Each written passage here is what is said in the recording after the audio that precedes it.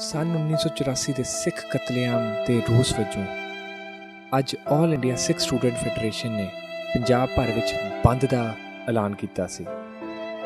ਪ੍ਰਸ਼ਨ ਇੱਕ ਹੀ ਹੈ, ਅਜੇ ਤੱਕ ਦੋਸ਼ੀਆਂ ਨੂੰ ਸਜ਼ਾਵਾਂ ਕਿਉਂ ਨਹੀਂ ਮਿਲੀਆਂ? ਨਵੰਬਰ 84 ਦਾ ਸਿੱਖ ਕਤਲੇਆਮ ਦੇਸ਼ ਦੇ ਜਮਹੂਰੀ ਅਤੇ ਨਿਆਇਕ ਪ੍ਰਬੰਧ 'ਤੇ ਇੱਕ ਅਜਿਹਾ ਕਾਲਾ ਧੱਬਾ ਹੈ ਜਿਸ ਨੂੰ ਉਦੋਂ ਤੱਕ ਨਹੀਂ ਧੋਇਆ ਜਾ ਸਕਦਾ ਜਦੋਂ ਤੱਕ ਦੋਸ਼ੀਆਂ ਨੂੰ ਢੁਕਵੀਆਂ ਸਜ਼ਾਵਾਂ ਨਹੀਂ ਮਿਲਣਗੀਆਂ। ਹਰ ਸਾਲ ਜਦੋਂ ਨਵੰਬਰ ਦਾ ਮਹੀਨਾ ਆਉਂਦਾ ਹੈ ਤਾਂ ਪੀੜਤ ਸਿੱਖ ਭਾਈਚਾਰੇ ਦੇ ਜ਼ਖਮ ਚਮਕਣ ਲੱਗ ਪੈਂਦੇ ਹਨ। ਇਸ ਸੰਬੰਧੀ ਚਰਚਾ ਕਰ ਰਹੇ ਹਨ ਸਾਡੇ ਨਾਲ ਆਲ ਇੰਡੀਆ ਸਿੱਖ ਸਟੂਡੈਂਟ ਫੈਡਰੇਸ਼ਨ ਦੇ ਜਲੰਧਰ ਡਿਸਟ੍ਰਿਕਟ ਦੇ ਪ੍ਰਧਾਨ ਪਰਮਿੰਦਰ ਸਿੰਘ ਢਿੰਗਰਾ ਜੀ। ਸਤਿ ਸ਼੍ਰੀ ਅਕਾਲ ਦੋਸਤੋ, ਅੱਜ ਸਾਡੇ ਨਾਲ ਨੇ ਆਲ ਇੰਡੀਆ ਸਿੱਖ ਸਟੂਡੈਂਟ ਫੈਡਰੇਸ਼ਨ ਦੇ ਜਲੰਧਰ ਡਿਸਟ੍ਰਿਕਟ ਦੇ ਜ਼ਿਲ੍ਹਾ ਪ੍ਰਧਾਨ ਪਰਮਿੰਦਰ ਸਿੰਘ ਢਿੰਗਰਾ ਜੀ। ਆਓ ਉਹਨਾਂ ਤੋਂ ਜਾਣੀਏ ਅੱਜ ਦੇ ਬੰਦ ਬਾਰੇ। ਸਤਿ ਸ਼੍ਰੀ ਅਕਾਲ ਭਾਜੀ। ਸਤਿ ਸ਼੍ਰੀ ਅਕਾਲ ਜੀ। ਭਾਜੀ, ਸਾਨੂੰ ਪਹਿਲੇ ਤਾਂ ਅੱਜ ਦੇ ਬੰਦ ਦਾ ਮੁੱਖ ਕਾਰਨ ਦੱਸੋ, ਮੁੱਦਾ ਕੀ ਹੈ ਤੁਹਾਡਾ ਅੱਜ ਦੇ ਬੰਦ ਦਾ? ਅੱਜ ਦਾ ਬੰਦ ਆਲ ਇੰਡੀਆ ਸਿੱਖ ਸਟੂਡੈਂਟਸ ਫੈਡਰੇਸ਼ਨ ਦੇ ਪ੍ਰਧਾਨ ਸਰਦਾਰ ਕਰਨੈਲ ਸਿੰਘ ਜੀ ਪੀਰ ਮੁਹੰਮਦ ਉਹਨਾਂ ਦੇ ਵੱਲੋਂ ਅੱਜ ਪੰਜਾਬ ਬੰਦ ਦਾ ਐਲਾਨ ਕੀਤਾ ਗਿਆ ਸੀਗਾ।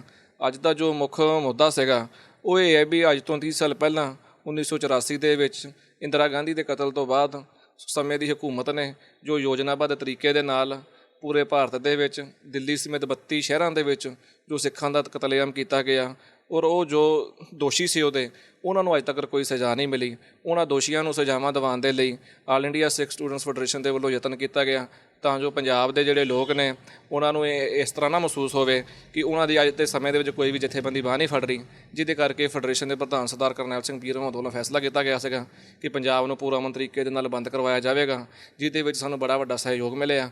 ਜਲੰਧਰ ਜ਼ਿਲ੍ਹੇ ਦੀ ਜਿੱਥੇ ਖਾਸ ਤੌਰ 'ਤੇ ਗੱਲ ਕਰੀਏ, ਜਲੰਧਰ ਜ਼ਿਲ੍ਹੇ ਦੇ ਲਗਭਗ ਅਸੀਂ ਕਹਿ ਸਕਦੇ ਹਾਂ ਵੀ 100% ਹੀ ਵੀ ਜਿਹੜੇ ਸਕੂਲ ਕਾਲਜ ਵਿਦਿਅਕ ਅਦਾਰੇ ਸੀਗੇ ਉਹ ਸਾਰੇ ਬੰਦ ਸੀਗੇ ਔਰ ਸ਼ਹਿਰ ਵੀ ਪੂਰਨ ਤੌਰ 'ਤੇ ਬੰਦ ਸੀਗਾ।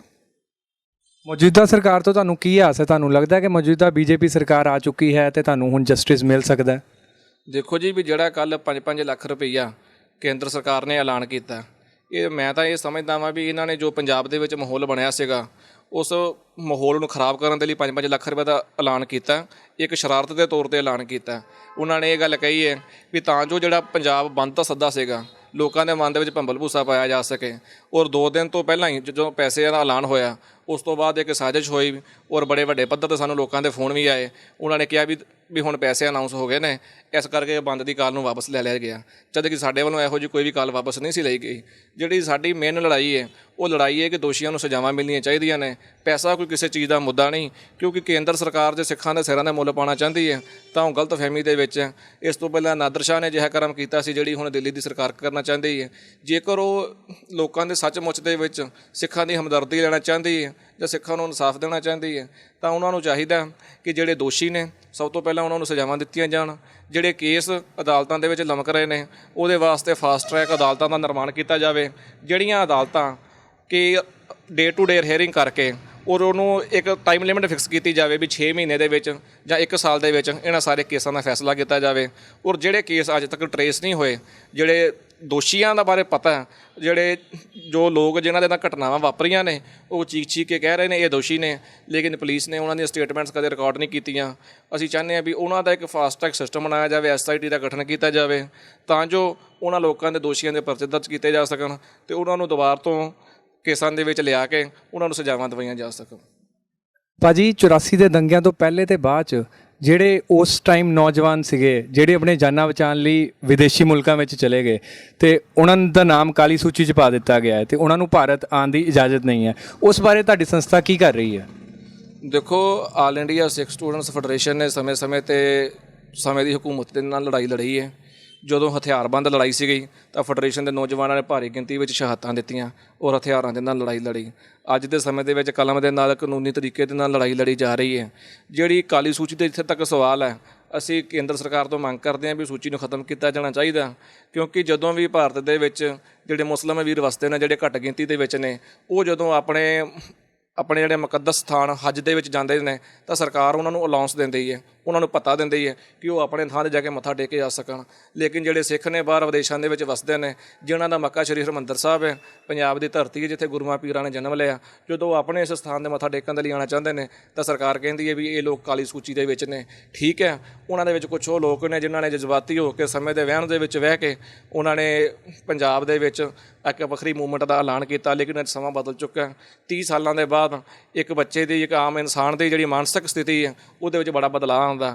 ਔਰ ਜਿਹੜੇ ਲੋਕ ਬਾਹਰ ਬੈਠੇ ਨੇ ਉਹਨਾਂ ਨੂੰ ਭਾਰਤ ਦੇ ਵਿੱਚ ਆਉਣ ਦੇਣਾ ਚਾਹੀਦਾ। ਔਰ ਜਿਹੜੀ ਕਾਲੀ ਸੂਚੀ ਹੈ ਇਹਨੂੰ ਬੜੀ ਜਲਦੀ ਖਤਮ ਕੀਤਾ ਜਾਣਾ ਚਾਹੀਦਾ ਹੈ। ਜੇ ਸੱਚਮੁੱਚ ਸਰਕਾਰ ਚਾਹੁੰਦੀ ਹੈ ਕਿ ਦੇਸ਼ ਦੇ ਵਿੱਚ ਜਿਹੜੇ ਸਿੱਖ ਨੇ ਉਹ ਦੇਸ਼ ਨੂੰ ਆਪਣਾ ਮੁਲਕ ਸਮਝਣ ਔਰ ਇਹਦੇ 'ਚ ਬੇਗਾਨਗੀ ਦੀ ਭਾਵਨਾ ਪੈਦਾ ਨਾ ਹੋਵੇ, ਤਾਂ ਇਹ ਸਰਕਾਰ ਵਾਸਤੇ ਬੜਾ ਵੱਡਾ ਮੌਕਾ ਹੈ ਕਿ ਉਹ ਛੇਤੀ ਤੋਂ ਛੇਤੀ ਐਲਾਨ ਕਰਨ ਵੀ ਜਿਹੜੀ ਕਾਲੀ ਸੂਚੀ ਉਹਨੂੰ ਖਤਮ ਕੀਤਾ ਜਾਂਦਾ ਹੈ। ਔਰ ਜਿਹੜੇ ਪੰਜਾਬ ਤੋਂ ਬਾਹਰ ਵਾਸਤੇ ਜਿਹੜੇ ਲੋਕ ਨੇ ਉਹਨਾਂ ਨੂੰ ਪੰਜਾਬ ਆਉਣ ਦਾ ਸੱਦਾ ਦਿੱਤਾ ਜਾਣਾ ਚਾਹੀਦਾ। ਕੀ ਤੁਹਾਨੂੰ ਲੱਗਦਾ ਕਿ ਇਹ ਮਾਕੂਲ ਸਮਾਂ ਹੈ ਜਸਟਿਸ ਲਈ 84 ਦੇ ਦੰਗਿਆਂ ਦੇ? ਦੇਖੋ, ਅਸੀਂ ਤੋਂ ਪਿਛਲੇ 30 ਸਾਲਾਂ ਤੋਂ ਲੱਗੇ ਹੋਏ ਹਾਂ। ਇਹ ਤਾਂ ਹੁਣ ਕੇਂਦਰ ਸਰਕਾਰ ਨੇ ਦੇਖਣਾ ਵੀ ਉਹਨਾਂ ਨੂੰ ਕਿਹੜਾ ਸਮਾਂ ਠੀਕ ਲੱਗਦਾ। ਸਾਡੇ ਵਾਸਤੇ ਤਾਂ ਇਸ ਤੋਂ ਜ਼ਿਆਦਾ ਸਮਾਂ ਠੀਕ ਸਮਾਂ ਤਾਂ ਹੋ ਹੀ ਨਹੀਂ ਸਕਦਾ, ਕਿਉਂਕਿ ਇਸ ਦਾ 30 ਸਾਲਾਂ ਤੋਂ ਸੰਘਰਸ਼ ਦੇ ਵਿੱਚ ਚੱਲ ਰਹੇ ਹਾਂ। ਸੰਘਰਸ਼ ਦਾ ਸਮਾਂ ਸੀਗਾ ਜਿਹਨਾਂ, ਜੇਕਰ ਇਹ ਗੱਲ ਕਹਿੰਦੇ ਨੇ ਜੋ ਪੰਜਾਬ ਦੇ ਵਿੱਚ ਵਸਦੇ ਸਿੱਖ ਨੇ ਜਾਂ ਦੁਨੀਆ ਦੇ ਵਿੱਚ ਵਸਦੇ ਸਿੱਖ ਨੇ ਜਾਂ ਜਿਹੜੇ ਘੱਟ ਗਿਣਤੀਆਂ ਦੇ ਲੋਕ ਨੇ, ਉਹਨਾਂ ਦੇ ਮਨ ਦੇ ਵਿੱਚ ਇੱਕ ਬੜਾ ਵੱਡਾ ਭੰਬਲ-ਭੂਸ ਹੈ ਕਿ ਦੇਸ਼ ਦੇ ਵਿੱਚ 2 ਤਰ੍ਹਾਂ ਦੇ ਕਾਨੂੰਨ ਪਾਏ ਜਾ ਰਹੇ ਨੇ। ਜਿਨ੍ਹਾਂ ਲੋਕਾਂ ਨੇ ਇੰਦਰਾ ਗਾਂਧੀ ਨੂੰ ਮਾਰਿਆ, ਜਿਹੜੀ ਕਿ ਬੜੀ ਵੱਡੀ ਦੋਸ਼ੀ ਸੀਗੀ ਹਰਿਮੰਦਰ ਸਾਹਿਬ 'ਤੇ ਹਮਲਾ ਕਰਨ ਦੀ, ਉਹਨਾਂ ਨੂੰ ਤਾਂ ਇਹਨਾਂ ਨੇ ਫਾਂਸੀ 'ਤੇ ਲਾਤਾ। ਲੇਕਿਨ ਜਿਹਨਾਂ ਬੇਦੋਸ਼ਿਆਂ ਲੋਕਾਂ ਨੂੰ ਜੋ ਹਜੂਮ ਨੇ ਮਾਰਿਆ, ਜੋ ਕਾਂਗਰਸ ਪਾਰਟੀ ਵੱਲੋਂ ਜਾਂ ਸਮੇਂ ਦੀ ਹਕੂਮਤ ਵੱਲੋਂ ਪਲਾਨ ਤਰੀਕੇ ਨਾਲ ਜੋ ਕਤਲੇਆਮ ਕੀਤਾ ਗਿਆ, ਉਹਨਾਂ ਨੂੰ ਅੱਜ ਤੱਕ ਕੋਈ ਸਜ਼ਾ ਨਹੀਂ ਹੋਈ। ਇੱਕ ਦੇਸ਼ ਦੇ ਵਿੱਚ 2 ਕਾਨੂੰਨ ਨਹੀਂ ਹੋਣੇ ਚਾਹੀਦੇ। ਸੋ ਸਾਡੀ ਮੰਗ ਇਹ ਹੈ ਵੀ ਇਹਨਾਂ ਅਦਾਲਤਾਂ ਦੇ ਵਿੱਚ ਜਿਹੜੇ ਕੇਸ ਚੱਲ ਰਹੇ ਨੇ ਉਹਨਾਂ ਦੇ ਫਾਸਟ ਟਰੈਕ ਅਦਾਲਤਾਂ ਬਣਾਈਆਂ ਜਾਣ, ਅਤੇ ਜਿਹੜੇ ਕੇਸ ਅਜੇ ਤੱਕ ਨਹੀਂ ਰਜਿਸਟਰਡ ਹੋਏ ਉਹਨਾਂ ਨੂੰ ਰਜਿਸਟਰਡ ਕਰਕੇ ਉਹਨਾਂ 'ਤੇ ਕਾਰਵਾਈ ਕੀਤੀ ਜਾਵੇ। ਜੇਕਰ ਸਰਕਾਰ ਨੇ ਜਿਹੜਾ 5-5 ਲੱਖ ਰੁਪਏ ਦੇਣ ਦਾ ਐਲਾਨ ਕੀਤਾ, ਜੇਕਰ ਇੱਕ ਮੁੱਢਲੀ ਸਹਾਇਤਾ ਕਹਿ ਲਓ, ਇੱਕ ਮੱਲਮ ਲਾਉਣ ਦੀ ਗੱਲ ਕਹਿ ਲਓ, ਤਾਂ ਇਹ ਚੰਗੀ ਹੋ ਸਕਦੀ ਹੈ। ਜੇਕਰ ਇਹਨੂੰ ਤੁਸੀਂ ਕਹਿ ਦਿਓ ਵੀ 5 ਲੱਖ ਰੁਪਏ ਦੇ ਨਾਲ ਕਿਸੇ ਦੀ ਜਾਨੀ ਕੀਮਤ ਦਾ ਮੁੱਲ ਪਾਇਆ ਜਾ ਸਕਦਾ, ਤਾਂ ਉਹ ਗਲਤੀ ਕਰ ਰਹੇ ਨੇ, ਉਹ ਬਿਲਕੁਲ ਗਲਤ ਹੋਵੇਗੀ। ਕੈਨੇਡਾ ਵਿੱਚ ਵਸਦੇ ਸਾਡੇ ਪੰਜਾਬੀ ਭਰਾਵਾਂ ਲਈ ਤੁਹਾਡਾ ਕੋਈ ਸੰਦੇਸ਼ ਜਾਂ ਤੁਹਾਡੀ ਸੰਸਥਾ ਦਾ ਕੋਈ ਸੰਦੇਸ਼ ਹੋਵੇ? ਕੈਨੇਡਾ ਵਿੱਚ ਵਸਦੇ ਜਿੰਨੇ ਮੇਰੇ ਪੰਜਾਬੀ ਭਰਾ ਨੇ, ਮੈਂ ਉਹਨਾਂ ਨੂੰ ਇੱਕ ਗੱਲ ਕਹਿਣੀ ਚਾਹੁੰਦਾ ਵਾਂ ਵੀ 1984 ਤੋਂ ਪਹਿਲਾਂ ਜਿਹੜਾ ਪੰਜਾਬ ਸੀਗਾ ਉਹ ਇਕੱਲਾ ਹਿੰਦੁਸਤਾਨ ਦੇ ਇਸ ਖਿੱਤੇ ਦੇ ਵਿੱਚ ਵਸਦਾ ਸੀਗਾ। ਲੇਕਿਨ 1984 ਤੋਂ ਬਾਅਦ ਐਸੇ ਹਾਲਾਤ ਬਣੇ, ਵੱਡੀ ਗਿਣਤੀ ਦੇ ਵਿੱਚ ਦੇਸ਼ ਦੇ ਵਿੱਚ ਨੌਜਵਾਨਾਂ ਦੀ ਫੜੋਫੜੀ ਹੋਈ। ਕੁਝ ਜਰਮਨ ਚਲੇ ਗਏ, ਕੁਝ ਕੈਨੇਡਾ ਚਲਾ ਗਏ, ਕੁਝ ਅਮਰੀਕਾ ਚਲੇ ਗਏ। ਔਰ ਅੱਜ ਕੁਛ ਸਾਲਾਂ ਬਾਅਦ ਸਾਨੂੰ ਇਹ ਮਹਿਸੂਸ ਹੁੰਦਾ ਵੀ ਹੁਣ ਪੰਜਾਬ ਇਕੱਲਾ ਇੱਕ ਨਹੀਂ, ਪੰਜਾਬ ਕਈ ਬਣ ਗਏ ਨੇ। ਕੈਨੇਡਾ ਦੇ ਵਿੱਚ ਵੀ ਆਪਣਾ ਹੀ ਪੰਜਾਬ ਹੈ, ਅਮਰੀਕਾ ਦੇ ਵਿੱਚ ਪੰਜਾਬ ਹੈ, ਵੈਨਕੂਵਰ, ਸਾਰੇ ਜਿਹੜੇ ਇਲਾਕੇ ਨੇ, ਜੇ ਤੁਸੀਂ ਉੱਥੇ ਜਾਣਾ ਤਾਂ ਤੁਹਾਨੂੰ ਉੱਥੇ ਪੰਜਾਬੀ ਆਉਣੀ ਚਾਹੀਦੀ, ਨਾ ਕਿ ਤੁਹਾਨੂੰ ਇੰਗਲਿਸ਼ ਆਉਣੀ ਚਾਹੀਦੀ ਹੈ। ਕਿਉਂਕਿ ਕੈਨੇਡਾ ਦੇ ਕਈਆਂ ਸ਼ਹਿਰਾਂ ਦੇ ਵਿੱਚ ਪੰਜਾਬੀ ਮਾਂ ਬੋਲੀ ਨੂੰ ਪਹਿਲੀ ਭਾਸ਼ਾ ਦਾ ਦਰਜਾ ਪ੍ਰਾਪਤ ਹੋਇਆ। ਸੋ ਜਿੰਨੇ ਵੀ ਪੰਜਾਬੀ ਵੀਰ ਉੱਥੇ ਵਸਦੇ ਨੇ, ਅਸੀਂ ਉਹਨਾਂ ਨੂੰ ਬੇਨਤੀ ਕਰਦੇ ਹਾਂ ਵੀ ਜਿਹੜਾ ਆਉਣ ਵਾਲਾ ਸਮਾਂ ਇਹ ਗਲੋਬਲਾਈਜੇਸ਼ਨ ਦਾ ਸਮਾਂ, ਦੁਨੀਆ ਇੱਕ ਪਿੰਡ ਦੀ ਤਰ੍ਹਾਂ ਇੱਕ ਥਾਂ ਮੁੱਠੀ ਦੇ ਵਿੱਚ ਇਕੱਠੀ ਹੋ ਰਹੀ ਹੈ। ਔਰ ਤੁਸੀਂ ਦੇਖੋ, ਜਦ ਵੀ ਕਿਤੇ ਕੋਈ ਅੰਤਰਰਾਸ਼ਟਰੀ ਪੱਧਰ 'ਤੇ ਕੋਈ ਦਬਾਅ ਪੈਦਾ ਕੀਤਾ ਜਾਂਦਾ ਤਾਂ ਅਮਰੀਕਾ ਦੀ ਗੱਲ ਆਉਂਦੀ ਹੈ, ਜਿਹੜੇ ਬੜੀ ਵੱਡੀ ਐਟਮ ਪਾਵਰ ਹੈ। ਅਤੇ ਜਦੋਂ ਵੀ ਹਿੰਦੁਸਤਾਨ ਨੂੰ ਕੋਈ ਲਾਈਸਿੰਗ ਦੀ ਲੋੜ ਹੁੰਦੀ, ਉਹਨਾਂ ਨੇ ਕੋਈ ਸਹੂਲਤ ਲੈਣੀ ਹੁੰਦੀ ਅਮਰੀਕਾ ਤੋਂ, ਤਾਂ ਸੰਤ ਸਿੰਘ ਛਤਵਾਲ ਜਿਹੜੇ ਕਿ ਅਮਰੀਕਾ ਦੇ ਰਾਸ਼ਟਰਪਤੀ ਦੇ ਬਹੁਤ ਕਰੀਬੀ ਨੇ, ਉਹਨਾਂ ਨੂੰ ਅਸੀਂ ਤੱਕਦੇ ਹਾਂ। ਇਸੇ ਤਰ੍ਹਾਂ ਕੈਨੇਡਾ ਦੇ ਵਿੱਚ ਬੜੇ ਵੱਡੇ ਸਾਡੇ ਪੰਜਾਬੀ ਪ੍ਰਵਾਸੀ ਭਰਾ ਬੈਠੇ ਨੇ, ਜਿਨ੍ਹਾਂ ਦੇ ਬੜੇ ਵੱਡੇ ਅਦਾਰੇ ਨੇ। ਅਸੀਂ ਉਹਨਾਂ ਨੂੰ ਚਾਹੁੰਦੇ ਹਾਂ ਵੀ ਜਿੱਥੇ ਵੀ ਕਿਤੇ ਉਹ ਬੈਠੇ ਨੇ, ਉਹ ਆਪਣੀ ਰਾਜਨੀਤਿਕ ਸ਼ਕਤੀ ਨੂੰ ਮਜ਼ਬੂਤ ਕਰਨ, ਇਕੱਠੇ ਹੋ ਕੇ ਕੰਮ ਕਰਨ, ਤਾਂ ਜੋ ਪੂਰੀ ਦੁਨੀਆ ਦੇ ਵਿੱਚ ਪ੍ਰਭਾਵ ਬਣਾਇਆ ਜਾ ਸਕੇ। ਜੇਕਰ ਹਿੰਦੁਸਤਾਨ ਦੇ ਵਿੱਚ ਕੋਈ ਗੱਲ ਹੁੰਦੀ ਹੈ, ਸਰਕਾਰ ਉਨੀ ਕੀ ਕਰਦੀ, ਵਧੀਕੀ ਕਰਦੀ ਹੈ, ਤਾਂ ਕੈਨੇਡਾ, ਅਮਰੀਕਾ ਦੇ ਮੁਲਕਾਂ ਰਾਹੀਂ ਦਬਾਅ ਪਾ ਕੇ ਸਰਕਾਰ ਨੂੰ ਆਪਣੀ ਨੀਤੀਆਂ ਦੇ ਵਿੱਚ ਤਬਦੀਲੀ ਕਰਨ ਦੇ ਲਈ ਮਜਬੂਰ ਕੀਤਾ ਜਾ ਸਕੇ। ਕਿਉਂਕਿ ਜਿਹੜੇ ਲੋਕ, ਜਿਹੜੇ ਬਾਹਰਲੇ ਮੁਲਕ ਨੇ, ਅਸੀਂ ਆਮ ਤੌਰ 'ਤੇ ਦੇਖਦੇ ਹਾਂ ਜਿਵੇਂ ਭਾਰਤ ਦੇ ਵਿੱਚ FDI ਆਈ ਹੈ, ਇਹ ਵਿਦੇਸ਼ੀ ਮੁਲਕਾਂ ਦੇ ਪ੍ਰਭਾਵ ਥੱਲੇ ਆਈ ਹੈ ਵੀ ਸਾਨੂੰ ਹਿੰਦੁਸਤਾਨ ਦੇ ਵਿੱਚ ਪੈਸਾ ਲਾਉਣ ਲਈ ਇਜਾਜ਼ਤ ਦੇ ਦਿਓ। ਇਸੇ ਤਰ੍ਹਾਂ ਵੀ ਜੇਕਰ ਸਾਡੇ ਬਾਹਰ ਪੰਜਾਬੀ ਤਕੜੇ ਹੋਣਗੇ ਤਾਂ ਉਹ ਭਾਰਤ ਸਰਕਾਰ ਨੂੰ ਮਜਬੂਰ ਕਰ ਸਕਦੇ ਨੇ ਕਿ ਦੇਸ਼ ਦੇ ਵਿੱਚ ਜਿਹੜੇ ਵਾਸਤੇ ਸਿੱਖ ਨੇ, ਜਿਨ੍ਹਾਂ ਨੇ ਦੇਸ਼ ਦੀ ਆਜ਼ਾਦੀ ਖਾਤਰ ਬੜੀ ਵੱਡੀਆਂ ਸ਼ਹਾਦਤਾਂ ਦਿੱਤੀਆਂ ਨੇ, ਦੇਸ਼ ਦੇ ਇਤਿਹਾਸ ਦੇ ਵਿੱਚ ਬੜਾ ਵੱਡਾ ਉਹਨਾਂ ਦਾ ਨਾਂ ਹੈ, ਬੜੀਆਂ ਵੱਡੀਆਂ ਕੁਰਬਾਨੀਆਂ ਨੇ, ਬੜੀਆਂ ਵੱਡੀਆਂ ਸੇਵਾਵਾਂ ਨੇ। ਔਰ ਆਰਮੀ ਦੇ ਵਿੱਚ ਬੜੇ ਵੱਡੇ ਪੁਲਿਸ ਅਫਸਰ ਨੇ, ਜਿਨ੍ਹਾਂ ਦੇ ਕਰਕੇ ਪਾਕਿਸਤਾਨ ਦੀ ਜੰਗ ਵੀ ਹਿੰਦੁਸਤਾਨ ਜਿੱਤਿਆ। ਸੋ ਉਹਨਾਂ ਨੂੰ ਚਾਹੀਦਾ ਉਹ ਬਾਹਰ ਜਿੱਥੇ ਵੀ ਬੈਠੇ ਨੇ ਉੱਥੇ ਬਹਿ ਕੇ ਆਪਣੀ ਇੱਛਾ ਸ਼ਕਤੀ ਨੂੰ ਮਜ਼ਬੂਤ ਰੱਖਣ, ਆਪਣੀ ਰਾਜਨੀਤਿਕ ਸ਼ਕਤੀ ਨੂੰ ਮਜ਼ਬੂਤ ਰੱਖਣ, ਔਰ ਆਪਣੀਆਂ ਜੜ੍ਹਾਂ ਨੂੰ ਕਦੇ ਵੀ ਇਸ ਪੰਜਾਬ ਦੇ ਨਾਲੋਂ ਨਾ ਟੁੱਟਣ ਦੇਣ, ਜਿੱਥੇ ਕਦੇ ਗੁਰੂਆਂ ਪੀਰਾਂ ਨੇ ਜਨਮ ਲਿਆ। ਅੱਜ ਦਾ ਬੰਦ ਸਕਸੈਸਫੁਲ ਰਿਹਾ ਕਿ ਨਹੀਂ ਰਿਹਾ, ਤੁਹਾਨੂੰ ਕੀ ਲੱਗ ਰਿਹਾ? ਦੇਖੋ ਜੀ, ਜਿੱਥੋਂ ਤੱਕ ਤਾਂ ਬੰਦ ਦਾ ਸਵਾਲ ਆ, ਬੰਦ ਦੇ ਵਿੱਚ ਸਕੂਲ ਕਾਲਜ ਸਾਰੇ 100% ਬੰਦ ਸੀਗੇ ਜਲੰਧਰ ਸ਼ਹਿਰ ਦੇ ਵਿੱਚ, ਵਪਾਰਕ ਅਦਾਰੇ ਵੀ 100% ਬੰਦ ਸੀਗੇ, ਔਰ ਲੋਕਾਂ ਦਾ ਸਾਨੂੰ ਸਹਿਯੋਗ ਮਿਲਿਆ। ਅਸੀਂ ਜਿਸ ਇਲਾਕੇ 'ਚ ਵੀ ਗਏ ਹਾਂ, ਸਾਨੂੰ ਕਿਸੇ ਦੀ ਦੁਕਾਨ ਜਬਰੀ ਬੰਦ ਕਰਵਾਉਣੀ ਨਹੀਂ ਪਈ, ਕਿਤੇ ਕੋਈ ਕਿਸੇ ਨੇ ਸਾਡੇ ਨਾਲ ਕੋਈ ਝੜਪ ਨਹੀਂ ਹੋਈ। ਲੋਕਾਂ ਦੇ ਮਨ ਦੇ ਵਿੱਚ ਸਤਿਕਾਰ ਹੈ, ਲੋਕਾਂ ਦੇ ਮਨ ਦੇ ਵਿੱਚ ਰੋਹ ਹੈ। ਲੋਕ ਅੱਜ ਜਾਣ ਚੁੱਕੇ ਨੇ ਕਿ ਜੋ ਕੁਛ ਕੇਂਦਰ 1984 ਦੇ ਵਿੱਚ ਸਿੱਖਾਂ ਦੇ ਨਾਲ ਹੋਇਆ ਉਹ ਇੱਕ ਧੱਕਾ ਸੀ। ਤੁਸੀਂ ਅੱਜ ਦੇਖੋ ਕੇਂਦਰ ਦੀ ਹਕੂਮਤ ਦਾ ਵੀ ਇੱਕ ਤਰ੍ਹਾਂ ਦਾ ਉਹਨਾਂ ਨੇ ਬੜਾ ਵੱਡਾ ਯੂ ਟਰਨ ਲਿਆ। ਜਿਹੜੀ ਜਦੋਂ 1984 ਦੇ ਵਿੱਚ ਇੰਦਰਾ ਗਾਂਧੀ ਨੇ ਹਰਿਮੰਦਰ ਸਾਹਿਬ 'ਤੇ ਹਮਲਾ ਕੀਤਾ ਤਾਂ ਸਭ ਤੋਂ ਪਹਿਲਾਂ ਜੋ ਉਸ ਸਮੇਂ ਭਾਰਤੀ ਜਨਤਾ ਪਾਰਟੀ RSS ਦੇ ਮੁੱਖ ਲੀਡਰ ਸੀ ਅਡਵਾਨੀ ਔਰ ਅਟਲ ਬਿਹਾਰੀ ਵਾਜਪੇਈ, ਜੋ ਮੁੜ ਕੇ ਮੁਲਕ ਦੇ ਪ੍ਰਧਾਨ ਮੰਤਰੀ ਬਣੇ, ਉਹਨਾਂ ਨੇ ਸਭ ਤੋਂ ਪਹਿਲਾਂ ਉਹਨੂੰ ਦੁਰਗਾ ਦਾ ਖਿਤਾਬ ਦਿੱਤਾ ਇੰਦਰਾ ਗਾਂਧੀ ਨੂੰ, ਵੀ ਦੁਰਗਾ ਹੈਗੀ ਹੈ ਵੀ ਇਹਨੇ ਉੱਥੇ ਜਾ ਕੇ ਦਰਬਾਰ ਸਾਹਿਬ 'ਤੇ ਹਮਲਾ ਕੀਤਾ। ਉਹੀ ਉਹ ਪਾਰਟੀ ਦੀ ਅੱਜ ਸਰਕਾਰ ਬਣੀ ਪਹਿਲੀ ਵਾਰੀ ਹਿੰਦੁਸਤਾਨ ਦੇ ਵਿੱਚ ਇੰਡੀਪੈਂਡੈਂਟਲੀ, ਅਤੇ ਉਹਨਾਂ ਦਾ ਪ੍ਰਧਾਨ ਮੰਤਰੀ ਕਹਿ ਰਿਹਾ ਵੀ ਜਿਹੜਾ 1984 'ਚ ਸਿੱਖਾਂ ਦਾ ਕਤਲੇਆਮ ਕੀਤਾ ਗਿਆ ਇਹ ਦੇਸ਼ ਦੀ ਛਾਤੀ ਦੇ ਵਿੱਚ ਖੰਜਰ ਸੀ।